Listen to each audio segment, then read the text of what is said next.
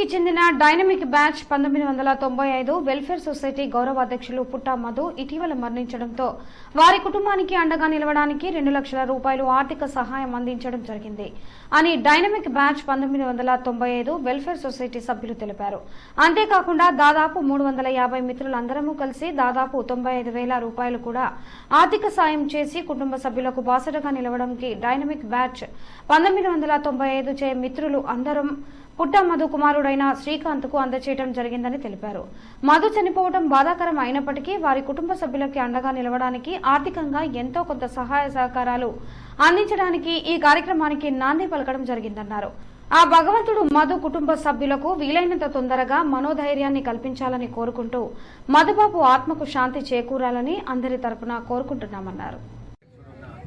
పుట్టా మధు గారు దురదృష్టవశాత్తు చనిపోవడం వల్ల వారి కుటుంబానికి బాసటగా నిలవడానికి 2 లక్షల రూపాయలు ఆర్థిక సహాయం ఆ కుటుంబ సభ్యులకి మేము తీసుకున్న నియమ నిబంధనల మేరకు అందించడం జరిగింది. అంతేకాకుండా దాదాపు 300 పైచుకున్న బ్యాచ్మెంట్స్ అందరం కలిసి తలా ఒక తోచిన ఆర్థిక సహాయం చేసి దాదాపు 95,000 రూపాయలను కూడా ఆ కుటుంబ సభ్యులకు బాసటగా నిలవడానికి 1995 batch Mamnoor camp police training గ్రౌండ్లో పేరేజ్ చేసిన మిత్ర బృందం అందరం కలిసి వారి కుమారుడైన శ్రీకాంత్కు అందజేయడం జరిగింది.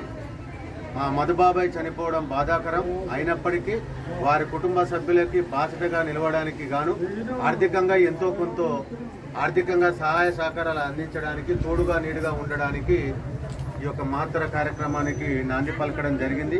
ఆ భగవంతుడు ఆ కుటుంబ సభ్యులు వీళ్ళంత తొందరగా మనోధైర్యాన్ని కల్పించాలని డైనమిక్ మిత్ర బృందం తరఫున వెల్ఫేర్ సొసైటీ పక్షాన కోరుకుంటూ మధుబాబాయ్ ఆత్మకు శాంతి చేకూరాలని అందరి తరఫున కోరుకుంటున్నాం. నమస్కారం.